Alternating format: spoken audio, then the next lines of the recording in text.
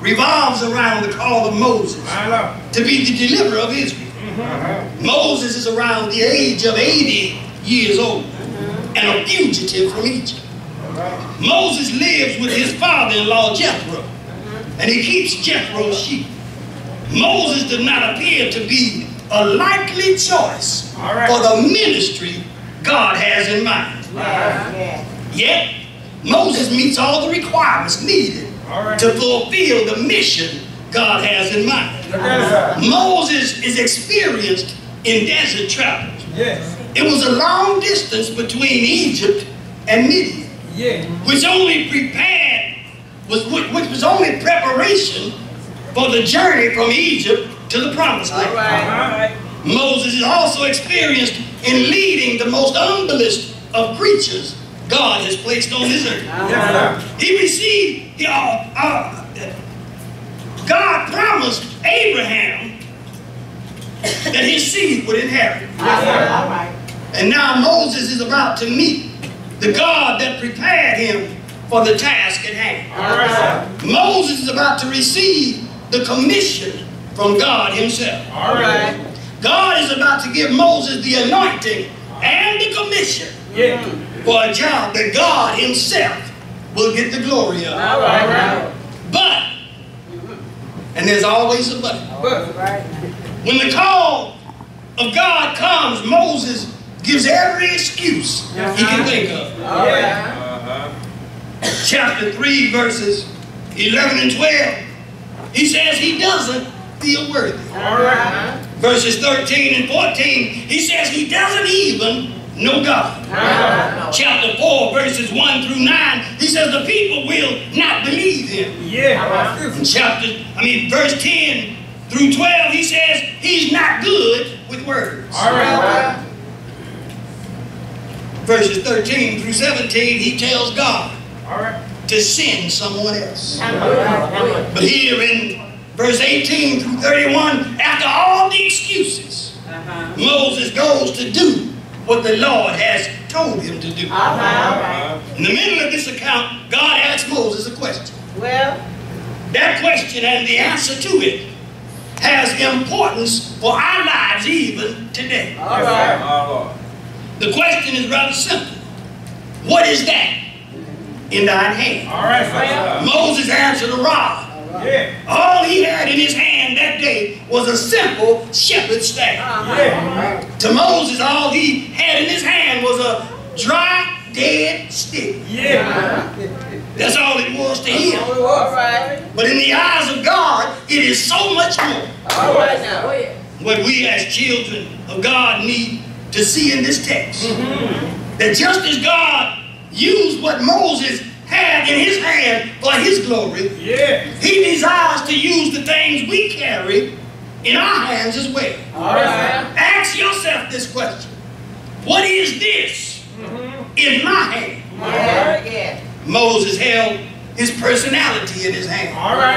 When Moses said a rod, he was referring to his shepherd's staff, which was a stick some 6 feet long that was used in a variety of ways by the shepherd.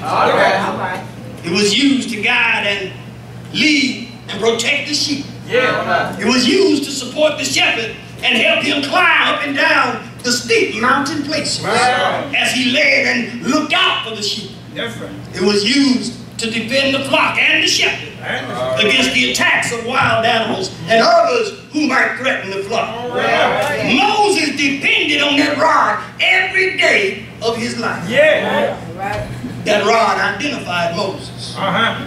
It identified him as a shepherd.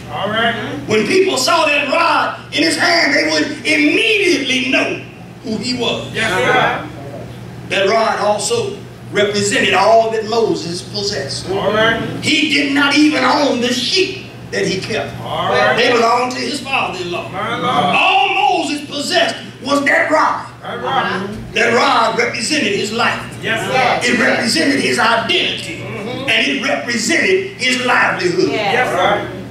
That rod was a constant reminder that he never reached his fullest potential. It was some 40 years earlier that God moved on his heart to deliver Israel from Egypt. But Moses ran ahead of God and took matters into his own hands. And because he did, he felt like he had wasted his only opportunity to serve the Lord. Moses had come to believe that he was worthy of being no more than a shepherd. That stick told Moses, you're nothing but a shepherd, keeping another man's sheep. Just like Moses, we too hold some things in our hands also. Some of those things are good things, and some are evil. We hold things like the past, some pet sin, some hard feelings over things people have done or said to us. We hold unforgiveness and the sorrows of life, feelings of inadequacy. In our hands, we hold negativity, abilities, and our accomplishments. All of these things, whether good or bad, our identify us Yes, and control our lives. Wow. We depend on the things we hold in our hands. And sometimes we may even get to the place where we think we cannot live without. Look at it. Like a shepherd leans on his staff. Come on. We lean on the things that we hold in our hands. All right. We live for those things. And we allow those things to define our personality and control our spiritual destiny. Yes, sir. We look at some of the things we hold in our hands All right. and believe that those things are all we will ever be. Well, within these verses, God will use Moses All right, sir. to teach us that we can rise above the things we hold in our hands. We will see that what we hold does not have to hold us. All right. When Moses heard the Lord's question, Yes, it must have stabbed him to his heart. sir. What is that What is that? in thine hand? That's the question. Uh-huh. Moses must have remembered a time when his hands held a scepter instead. Surely his mind went back to the days in the palace in Egypt when he was being trained and educated to become a pharaoh. Come on. He may have remembered a time when he held the world in his hand. Yes. But now Now. he has nothing but a dead, dry stick. God knew what Moses had in his hand.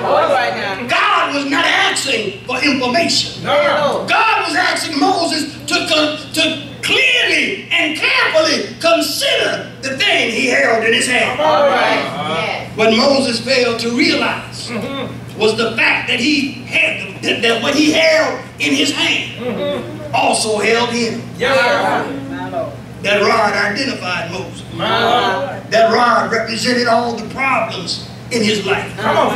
That rod reminded him that he used to be a prince. All right. That rod reminded Moses that now he is nothing but a servant. Yeah. That rod reminded him that he was poor and owned nothing. Come on, sir.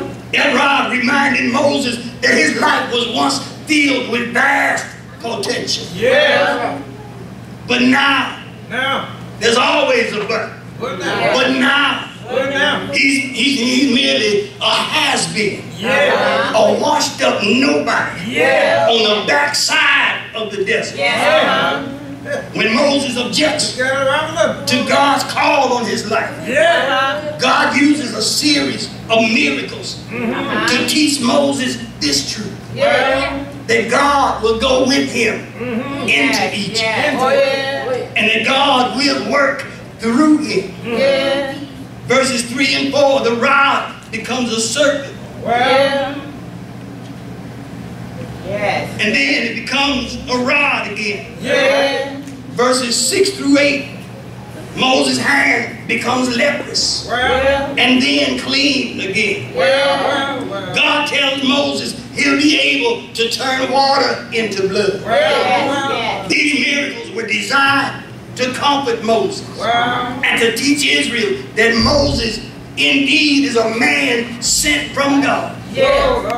Everything mentioned has the ability to define us. Our sins, our past, our negative feelings about others. They all impact who we are and how we relate to others around us. They even determine how we will serve the Lord. If we allow the negative aspects of our life to control us, it will stand in the way of the Lord and of his will being done in our lives. Even the positive aspects, the beautiful voice, the melodious singing, they'll stand in our way. And they'll become liabilities when we depend on them instead of on the Lord. We can't even worship because we're filled with bitterness over something someone has said or did to us. We won't serve the Lord because things in the church haven't gone my way. What is that?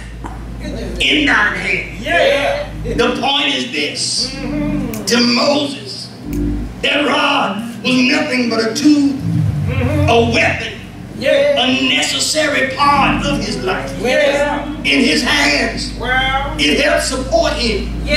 It helped protect and guide the flock. It helped him in many ways day by day. But in his hands, it was still just a dead, dry stick. But when that stick was given over to the Lord, it became a living thing.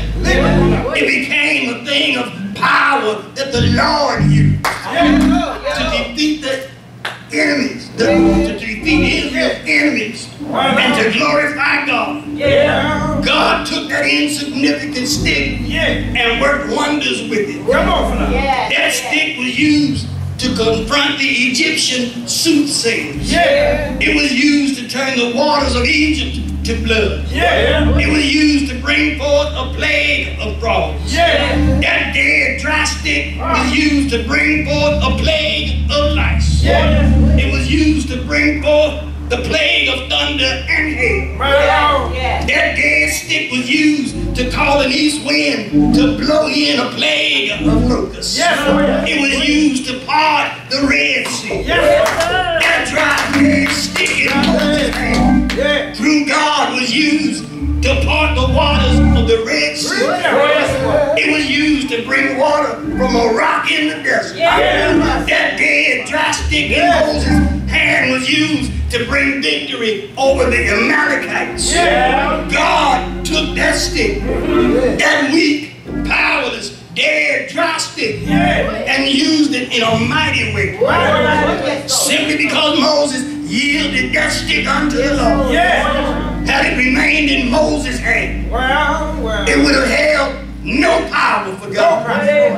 But it would have held all power over Moses' life. But because he yielded it up to the Lord, Moses was freed from his power over him. And he was free to use its power for the glory of God.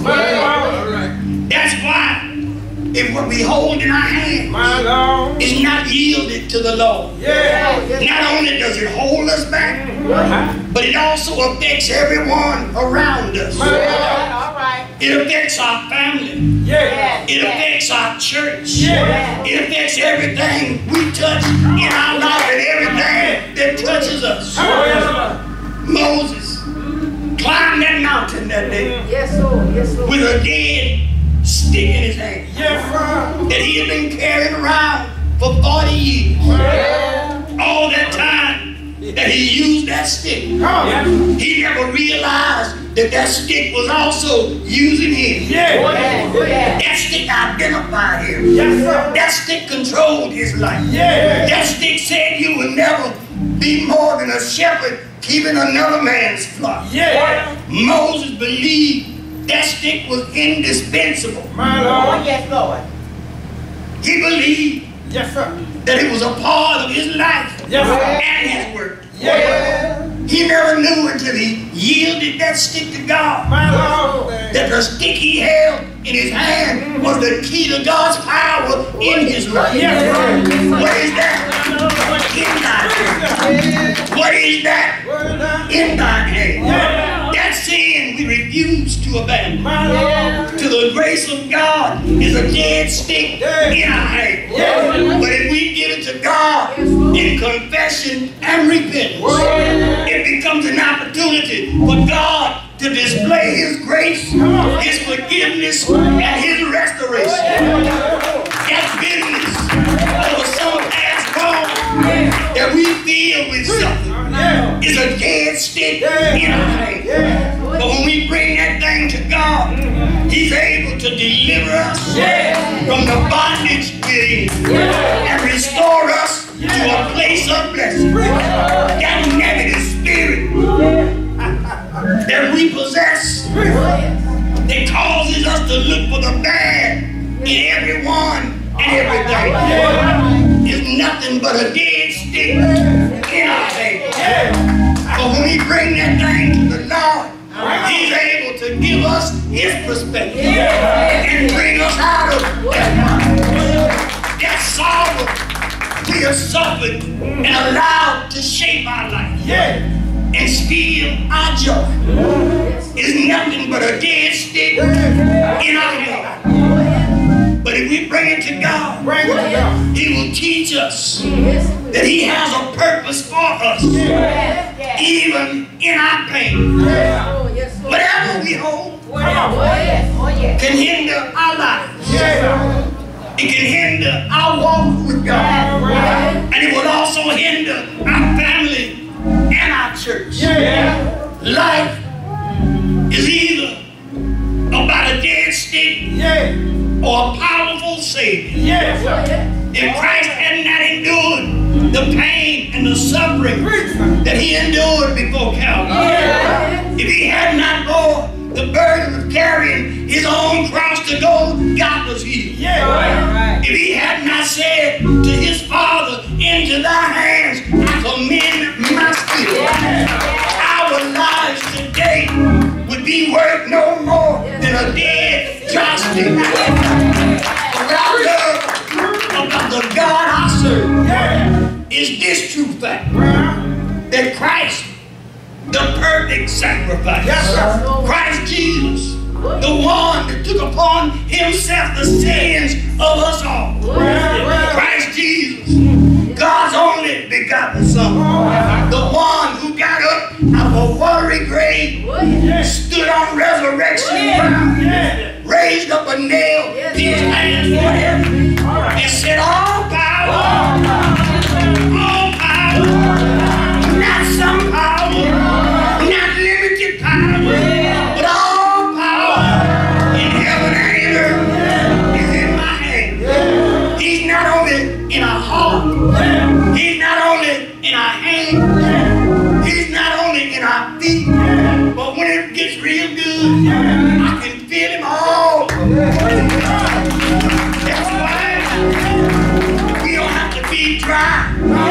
That's why we don't have to be dead. We don't have to be like it was when God carried His sheep out in the Spirit and set Him down in the midst of a valley, which was full of dry bones. It was full of dead, dry bones. We don't have to be like this. We don't have to be like this. We don't have to be dead. We don't have to be. We don't have to be used or used by whatever it is that we have in our hands. All we have to do is yield it up to the Lord. Yield it up to God. Let God get out of our lives. God wants to use individuals. He don't want the things that you have, but yet He wants you. He wants your life. All to Jesus. That's what they said in the old church. All to Jesus. I surrender. I surrender. Something about the old church made you feel good. You could feel the Spirit in the house. God was in the room. There were no dead folks in the house. Everybody would be restored.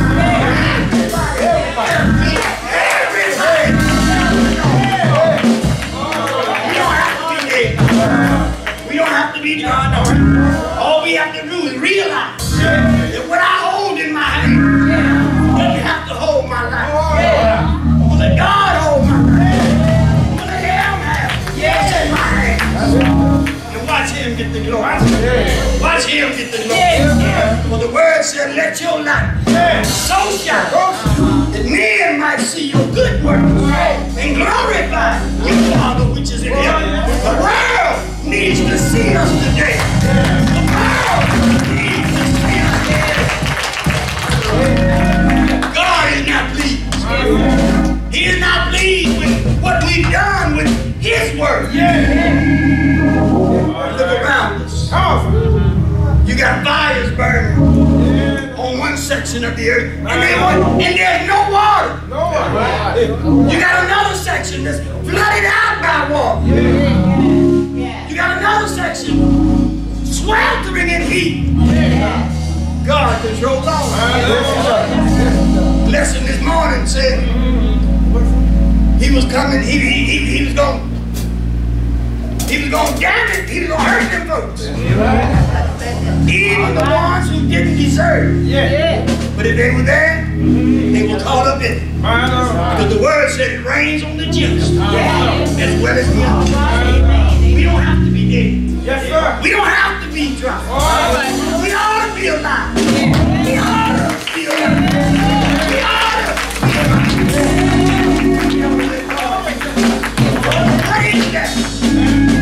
What is that? What is that? What is that? That you have in your hand?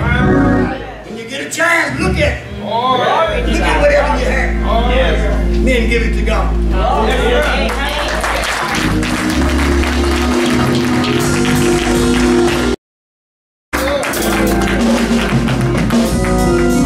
What a message. I know somebody said, well, I got my cell phone. That won't work. Just dead still. Let the church